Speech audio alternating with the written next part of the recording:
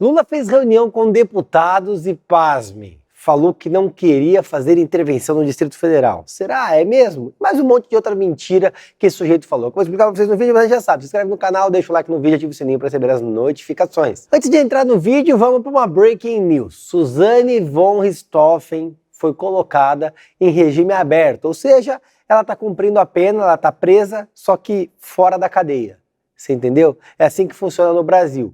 Quando a pessoa ela cumpre um período de pena, ela vai progredindo de regime e a Suzane von Richthofen, que orquestrou o assassinato dos pais, foi condenada a mais de 39 anos de cadeia. Depois de 20 anos em reclusão, um pouquinho mais na verdade, ela foi posta em liberdade. Por quê? Porque ela cumpriu ali 2/3 da pena, cumpriu um pedação da pena, então ela pode progredir de regime. Ela que já há algum tempo atrás estava no regime semiaberto, ou seja, ela podia sair da cadeia para trabalhar e voltava para dormir na cadeia, mas podia fazer as saidinhas, tipo do Dia dos Pais, do Dia das Mães, da Páscoa. Curiosamente, ela matou o pai, matou a mãe, mas saía no Dia dos Pais. É o sistema prisional no Brasil.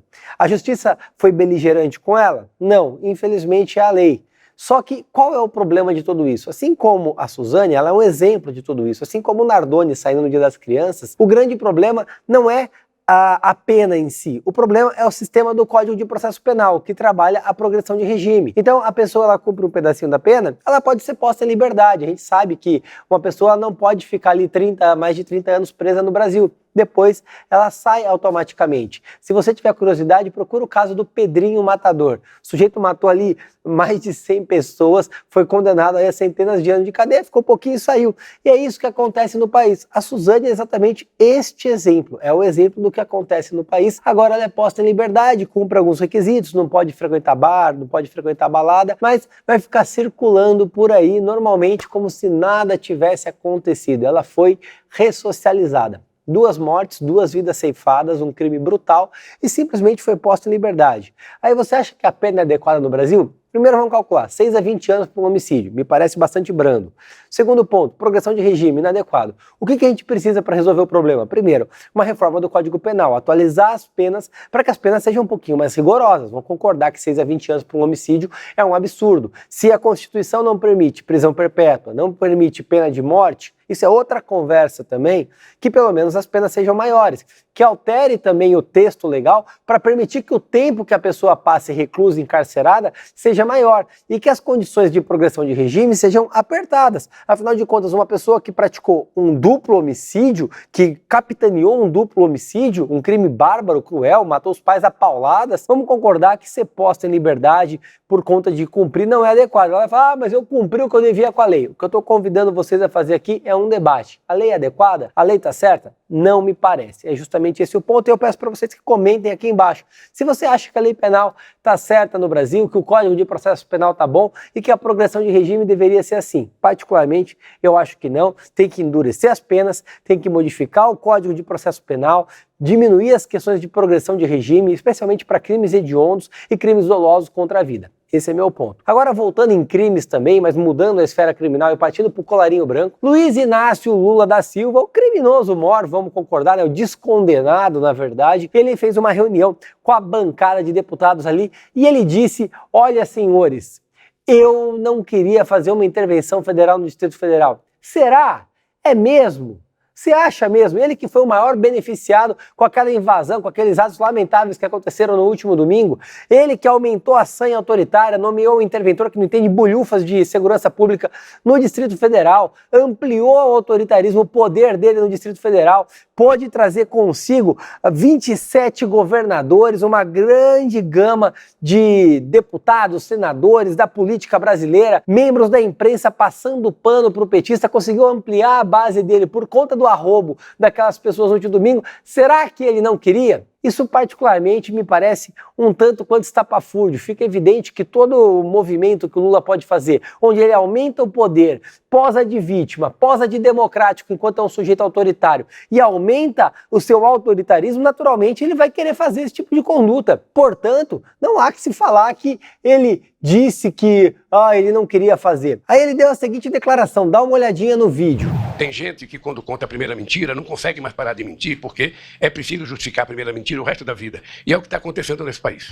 Realmente o Lula fala a verdade, né? Tem gente que quando mente a primeira vez não para mais. Afinal de contas, Lula é um mentiroso contumaz. Lembra da mentira dele falando outro dia que nunca tinha havido uma invasão no Congresso Nacional? Então, é um mentiroso corriqueiro. Mentiu no tribunal quando estava de frente ao Sérgio Moro. Mente ano após ano, eleição após eleição, e mentiu novamente. E agora mentiu falando que as pessoas começam a mentir. Então, na verdade, o mentiroso é ele. Essa é a grande realidade do Lula. Eu cansei de viajar muito falando mal do Brasil, gente.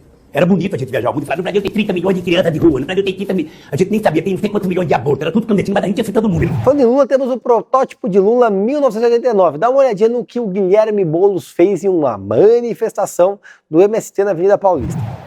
Eu quero terminar apenas também deixando um recado. Um recado para um cidadão chamado Tarcísio de Freitas.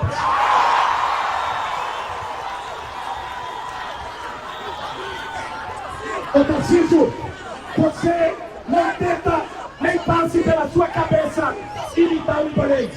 Porque aqui em São Paulo nós não vamos deixar. Aqui não! Aqui não! Se for golpista, canalha, invadir a Assembleia Legislativa e a polícia fizer corpo nome, a gente vai tirar no braço. Aqui não! Se o Tarcísio entende esse recado. O golpismo se realizou ontem lá em Brasília. Perdeu. Agora é punir os golpistas, é tomar as ruas para que a gente garanta que não tenha anistia. Viva a luta democrática no nosso país. Viva o povo sem medo de lutar. Aí eu fico pensando, né? Será que os juízes, será que o Ministério Público não percebem o tom de ameaça que o Boulos levantou para com o Tarcísio? O Tarcísio que inclusive foi até Brasília conversar com o Lula junto com os outros 26 governadores. Ele que demonstrou e fez uma declaração pública que não vai tolerar de invasão, de arroba autoritário, esse tipo de depredação, de atos de vandalismo. Mas ainda assim, o Boulos fez essa pataquada. O Boulos está preocupado com a segurança de São Paulo? Não. O Boulos está preocupado com a gestão do Tarcísio? Também não. O Boulos está preocupado exclusivamente em ganhar a eleição aqui em São Paulo para prefeito em 2024. E ele está fazendo desse movimento o piquete dele. Então logo acabou a eleição, se viu na oportunidade de fazer uma manifestação, juntou a patota de estúpidos, de vândalos, de petistas, daquela gentalha que ele gosta lá, se reuniu ali no vão do MASP e fez esse discurso politiqueiro, ameaçador e mentiroso. Essa é a grande realidade. Boulos mente, Boulos ameaça, a imprensa, o Ministério Público, todo mundo fica quieto e passa pano pro sujeito. Se fosse a mesma régua que estão utilizando contra os bolsonaristas, Boulos estaria respondendo um processo, talvez estaria sendo preso, teria sido afastado do mandato de deputado, mas não. Como é o Guilherme Boulos, ele é culto, é ligado ao Lula, a imprensa fica quieta. Ele faz esse tipo de discurso na Avenida Paulista diante de todo mundo e todo mundo fica quieto. É lastimável. Agora, todo esse contexto, todo esse enredo acontece porque a gente fala de Brasil e a gente sabe os acordos, os acordos que acontecem aqui para acomodar todo mundo. Se fosse um país sério como nos Estados Unidos, isso não aconteceria. E por que eu tô falando isso? Jorge Santos, aquele sujeito que é brasileiro, tem pais brasileiros, não sei, ele mentiu no currículo e ele mesmo confessou que mentiu. Foi eleito deputado republicano. O que acontece? A própria bancada dos republicanos estão pedindo a renúncia dele por ter mentido no currículo, porque ele atentou contra a dignidade, na acepção deles, da Câmara Legislativa.